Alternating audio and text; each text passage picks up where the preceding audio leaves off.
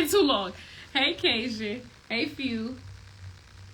Arica's gonna hop on with us. There she is. So hold on, let me get it. Y'all know I'd be excited when I hop on. But hey, y'all, it's Summer Chrissiana. Welcome to another episode of More Than the Creator. I'm hopping on with one of the hottest. She's one of the owners. And I'm gonna let her introduce herself, okay? I ain't gonna do all the talking today because I'm here to sit and learn. How you doing, Arica? Hi, I'm good. How are you? I'm doing fantastic, sis. Are you ready for our interview? Yeah, I'm excited. I'm really excited for this. Okay, good. So I was telling them a little bit about you. I know you got your Selfie museum, your cosmetic line. Yeah. You the hottest realtor in North Carolina. Like, tell me more. Yeah, so I am basically an influencer, kind of, sort of. I started my cosmetic line my sophomore year of high school. And then from there, like, everything else kind of came afterwards. I wrote my book my junior year. Then I opened up my Selfie museum my freshman year of college. And I just got my real estate license. So, yeah, it's pretty like everything followed right after one another. Awesome. So, yeah. So what was your interest first? My interest first was my cosmetic line. That's like my kid. It's like it's gonna always be like one that's like more special. I started that after I got cut from like my tennis team in high school. So all I knew was like playing that, and once I got cut, it was like, okay, girl, you gotta do something. Right. And then that was like the time where, like, for my generation, it was like this thing going on Instagram where it had like self-care pages for like girls back in the day. And it would be like lip gloss collections. And then it was like a time period where like everybody was either obsessed with slime or obsessed with lip gloss. So, I remember that. So it was like during then, and I started my lip gloss line. It was a lip gloss line then, and it was like 5 like glosses. And then I started just like thinking, okay, like this is something cool to do. Like my mom gonna help me with it. But it's like it became like something actually big. Like I launched it, I sold out my launch, and then it's this thing here in NC called Women's Empowerment. And it's like a big event where they'll have like different speakers. And I had Women's Empowerment right after my launch, and I like sold out of like I made my money back from my inventory like instantly. People at my high school was talking about it, and that's like when I was like, okay, this is something that I need to keep going. And we just expanded from there. Awesome. So the post about the slime and the lip gloss, is that really what influenced you? Really what influenced me, like I kind of vividly remember coming up with that idea. Like it was just all the lip gloss collections, and I always loved lip gloss. Like I always wear lip gloss. So I was just like, I could do this. Like I could sell lip gloss. And I've always kind of had like sort of a little following. So I was like, I could be able to sell this to the people in my city. Like I could promote this. Cool. So with lip gloss, how did it turn into just cosmetics now? So over COVID is when I transitioned it to be into cosmetics. I came up with, well, during COVID, it actually blew up on TikTok. So I went viral on TikTok with my cosmetic line because I had previously was going viral. I was going to follow on TikTok over just doing dumb, embarrassing stuff, just in high school. And then when I kind of got out of high school, because my senior year happened during COVID, so I had like that cut off. So when that happened, I wasn't really posting TikToks as much. I was, but it wasn't really anything to joke about during that time. But this guy was like, I need you to post your lip gloss business on TikTok. I need you to post your business on TikTok. Your businesses are always blowing up during TikTok. Right. And I don't know why I didn't do it instantly, because I was gaining like 10K followers like every single month. Wow. And I eventually like got bored one night and I was like, hey, I'm looking for people to influencers for my business. And it just got like it took off. So I was getting a whole bunch of orders during COVID. And then that's when I was like, okay, I need to expand it to something else. So I did eyeshadow palettes and then I did more lip glosses. Wow. Okay, so what was the video that went viral during COVID? So the video that went viral during COVID, it was like, now I look back, it was kind of cringy, but I was just asking people for models and asking people for like, hey guys, I'm looking for influencers. And then I just gave them a background of like why my brand was different. That was like the key. And it just went viral. I have no idea why that video like took off because it wasn't anything. I wasn't looking cute. I was looking any type of way. So yeah, it just took off and then I started getting orders from like everywhere. And that's when I was like, okay, like I have to shut my website down and like text these orders and then come up with different products. Wow. So it really helped you grow once you went viral. Yeah, once my business went viral on TikTok, that's when I was like, okay, like you gotta keep going with this. It's no longer something that's like, because it's easy to me. I feel like it's easy to get the word out in your city about something. Yeah.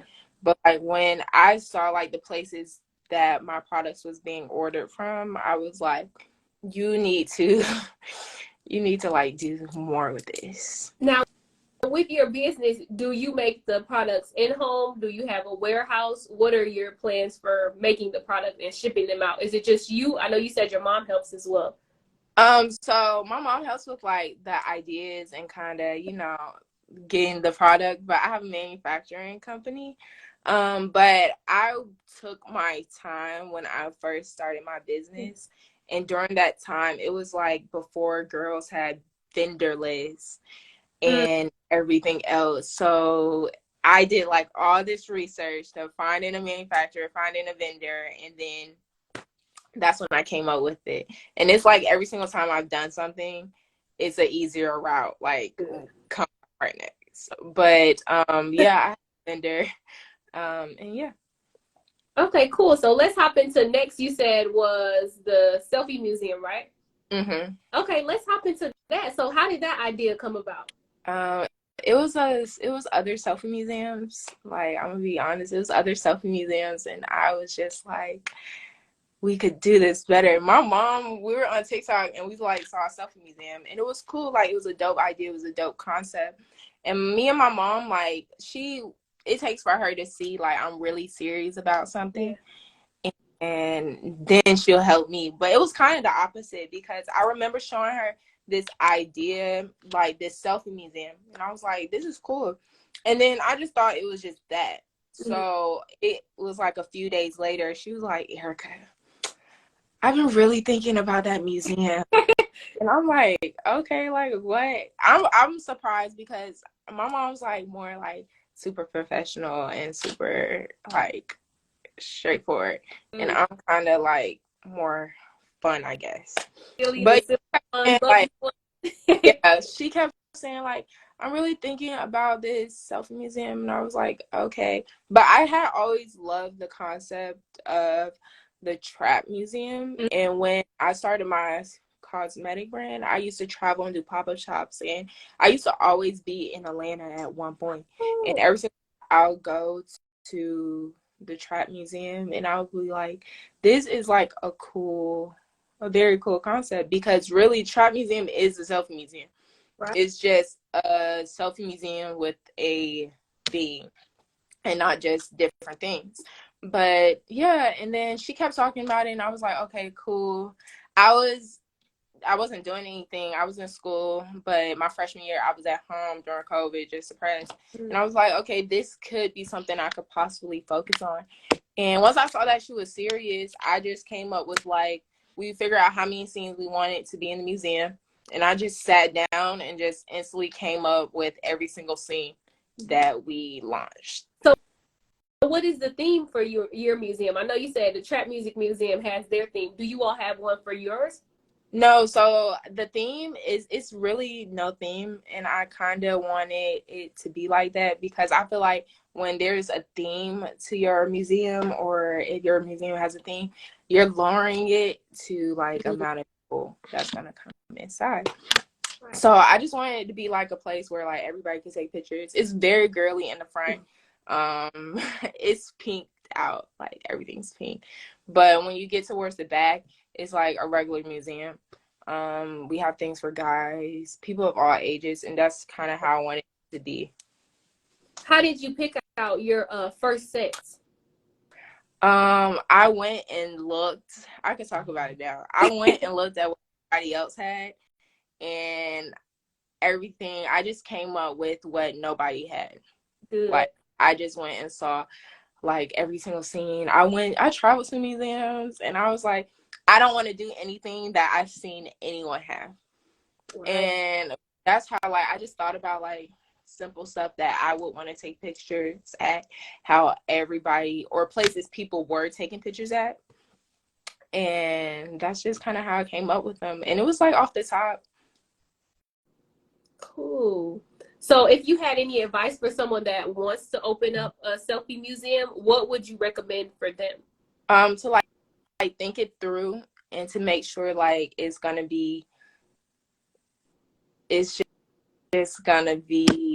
don't know how to say it, like it's nothing you could throw together, because you want people to be able to have like good quality pictures, and people aren't just coming to take pictures. People are doing birthday parties at our place. Right. People are doing photography photos.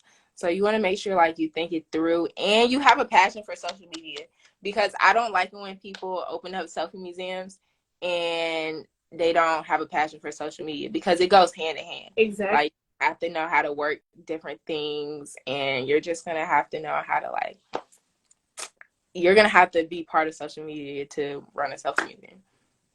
Most definitely. Was it difficult kind of like following your target audience, or finding them and getting them to come to the store?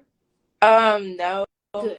What's crazy is like my first year of having the museum, we didn't really do anything far as marketing, because when I first opened, we went viral on TikTok too. Oh, good. It was kind of crazy how we went viral with the museum, because it was a time where I was being very TikTok shadow bans content. Mm-hmm. So I had all of these followers, and my videos hadn't been progressing for like months. And then once the museum opened, we had a launch. Of course, we had media, we had press. Right. But then after that day, it's kind of like, okay, what next? Mm. But I ended up posting the video on TikTok, and it wasn't going how I wanted it to go like the first few minutes, because I was so used to like things just blowing up instantly. And something just told me, don't delete it, don't delete it, don't delete it. And then the next day I woke up, and then it had like 100K views. And then that's actually the most viral TikTok no, it's not. It's the second most viral TikTok I had. And now it's like at 600,000 views and like a whole bunch of stuff. So that instantly gave me like the people who needed to come to my museum, because you know how TikTok works. It's going to show it to people in your area. It's going to show it to people in your location. So all of that. So that really helped me. Good. What was that video of? The video was of the museum. So I just like said how old I was. I was 19 when I opened up the museum. So I just posted that, and I was like, I'm 19. I just opened up a selfie museum in Crabtree Mall. And then I showed them the scenes we had at the time. And now the museum look much better, but I showed them the scenes we had at the time, and then it just like everybody was like, "Oh, gee, where is this? I want to go take pictures." And then the week later, we had like tickets coming in, and we had like a bunch of people coming by, like, "Oh, I saw you on TikTok. I saw you on TikTok," or "I found you on TikTok." Most of our clients are from like just regular people in the mall and like social media. Do you have a team? Because I know you're selling homes, you're running your cosmetic line, and you're doing a selfie museum. So I know you have to have a good team lifting you up. Yeah, I have my mom and her best friend. It's like my aunt too. But really, I just do everything by myself because everything's kind of on social media. So like my mom helps like with the backside of the museum and everything, but my best friend works I have like close friends. They work at my museum as well. Good. And one of my best friends, she helps like with our content and our marketing. And yeah, so it's just people I'm kind of like close to, but mainly like it's me. Awesome. Okay. So how old are you now? I know you said you started your I'm business when you were 18. Say it I'm again. 20. 20. Oh, wow. So that wasn't even too long Yeah, ago. I'm So about 21. with you being 20, how has funding come about for your business? Like, did cosmetics money roll into doing the funding for the Selfie Museum? No, my mom. Oh, okay. But Oh, that's right. yeah, I actually it did help a little bit. And then especially like everything now looking back, how everything kind of took off like right before the museum. But yeah, it's kind of like we do it all on our own. Okay, cool. So next is becoming a realtor. Yes. Okay, how did that come about? My mom's a real estate agent. She's has her own firm. She's been doing that for like most of my life, and I was just like, she always wanted me to get my real estate license. And then at the beginning, I was like, I don't want to do this. It's boring. But as I got older, I was like, okay, yeah, like the things I'm doing is cool. And like being on social media is cool. But I need something real, because social media could go at any time. Like your page could get deleted, your followers can disappear. And that happened to me on TikTok as well. Oh, Um, so I was just like, okay, I need something real. So I always said when I graduate high school, I was gonna get my license. And I took the class pass, but I wasn't focused. And I did it again when it was time for me to get focused. I dropped out first semester and I passed. But it did take a while and it was super hard. Like that's harder. That class is harder than starting a business to me. Yeah. And you're not the first person to say that because I'm in different Facebook groups. I've never thought about being in real estate, but I've thought, I want to see just so I know a little bit for when it's my turn to purchase a home, just to know a little insight.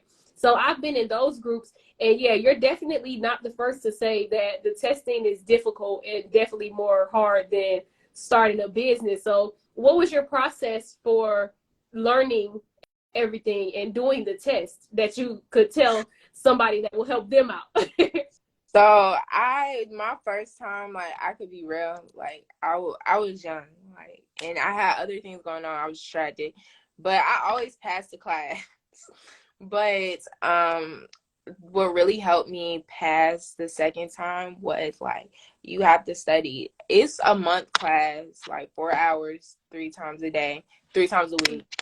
And I just logged in. Like I cut off all distractions, like whether that was people. I couldn't go out with my friends. So I wanted to get it over with because it's like you can't have through it. And if you do, like you're gonna end up taking it again. So I was on Zooms to like 3 a.m. with people in my class. Wow.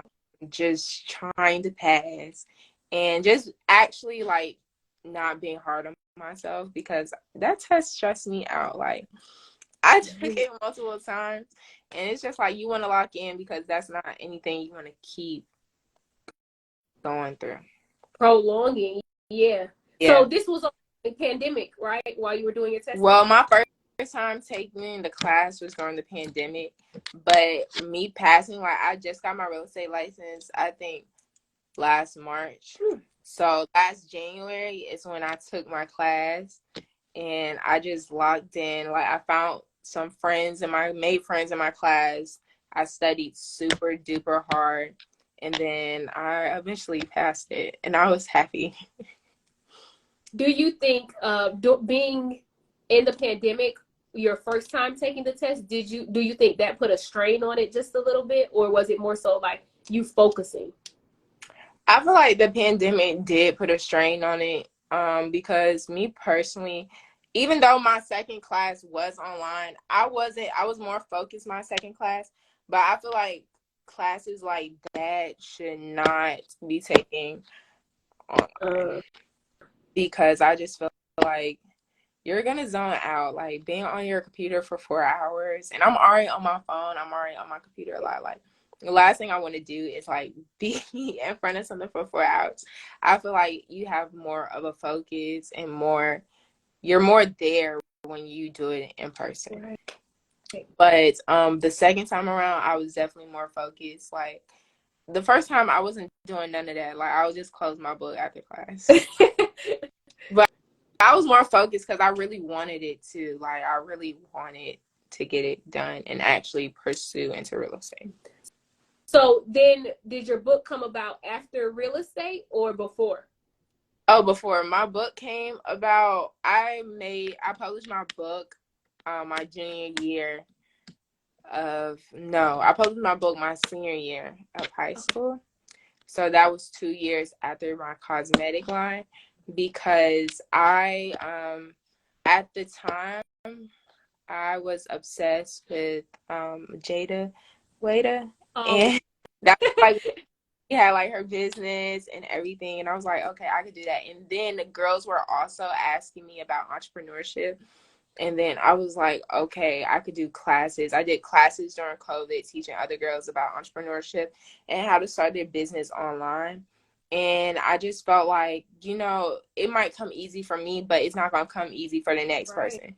So my book has 21 tips on how to start your online business, marketing, creating an email list, and just creating a website in general. And what's the name of your book? Bag Talk, 21 Ways to Secure the Bag. And where can they purchase it? They could purchase it on my website, which is soglossy.me. And our Instagram is Bag Talk by Arica as well. Okay. Do you have any advice for future homeowners, like people our age that are young, looking for a home and about to get into that process? To make sure that, like your credit and everything like that is great. And like before purchasing an apartment and everything, like make sure you calculate the right things to know, like, is it worth renting this when it on this? What do you think is a good amount to store to the side for a deposit for a home? That really depends, I feel like, on your location and everything and how things are going crazy right now. So just like focusing on, like, I feel like purchasing something that like you'll be able to afford and you'll be able to obtain. Okay, cool. Well, go ahead, shout out your Instagram, your Twitter, your social media, your social security. No, I'm just playing. No, shout it all out though so everybody can follow you. So my Instagram is YouLoveArica_. Everything's spelled out, and it's Arica with the A, so Arica. My YouTube channel too is YouLoveArica, and TikTok and everything is YouLoveArica_. Cool. And what type of content can we find on your YouTube channel? So on my YouTube channel, it's like more personal content and more about me, because I feel like on my Instagram, all you see is like, oh, she has a business and everything's like work related. So on my YouTube channel, I'm doing more like on healing, like vlogs, like showing my friends and stuff, because I am in college too. So I'm just showing like people my college experience as well. Oh, wow. Okay. So you in college. Now this is a new one that you done piled on to me. How are you balancing everything and finding that self-care and time for yourself while you're running successful businesses? So college, I kind of just like make my schedule based off of college. I mean, based off my business. Right. I just went back to college because, like I said, COVID happened my freshman year. So I'm just now getting the experience my junior year. And I did that whole on campus thing after getting an apartment before. And I feel like it's a good experience. At first I felt like, I don't need to go to college. Like I have a business, I did this, that. And I feel like a lot of young people feel like that. But when you go to college, you're getting experiences, like you're networking with people. And I'm not scared to say it. Like, I'm in college for the experience. And so far, it's been good because I'm able to open up to new people and to network with new people. Because I feel like when I was just focused on my business, like, it was putting me in a shell. Mm. Yeah, that is one thing that I see a lot of entrepreneurs doing now. Like, so do you think college is beneficial to you? And if so, in what way? I do feel like college is beneficial to me because I feel like when I due to COVID, like staying in a house, I did kind of get like super duper bad anxiety. Yeah, From you're not the only one. not wanting to go any places at all. Like I had to get therapy for it. So like I was just stuck in the house. And I feel like college forces me to open up more and to like get into spaces and interact with people. And I feel like if you're going to be an entrepreneur, if you're going to be a business owner, that's something you're going to have to do. So like I think college is good. And then as far as like classes and stuff, like taking a class isn't hard. Like I feel like a lot of people say, "Oh, you don't need college. You don't need college." Y'all just don't want to go to college. Like, and it's like say that, but it's really helpful in my opinion because you can mark your own school. People are going to support you just for going to the school you go to.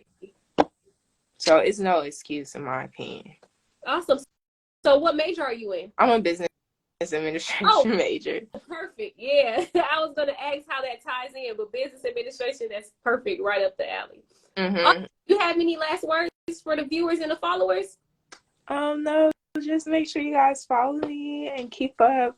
I love this. I was so excited to do this. Good. We're definitely going to keep in touch too, because now that I know that you come to Atlanta frequently, oh yeah, most definitely. Next time you come, you got to let me know, okay? So we can link up. Link up. Okay, cool. Well, thank you. You have a great night, and I'm definitely going to keep supporting your business. And whenever I travel to North Carolina, that's the first place that I'm stopping at that Selfie Museum, okay? Of course, let me know. Okay, cool. Be safe. You too. Thank you. No problem. All right, y'all. That is a wrap up of More Than a Creator with Arica. It's going to be posted on my YouTube channel, so make sure y'all like, comment, and subscribe. The link in my bio, okay, at Summer Chrissiana. Now, summer's only one season, but thanks for sticking with me where it's summer year round. I'll see y'all for the next video.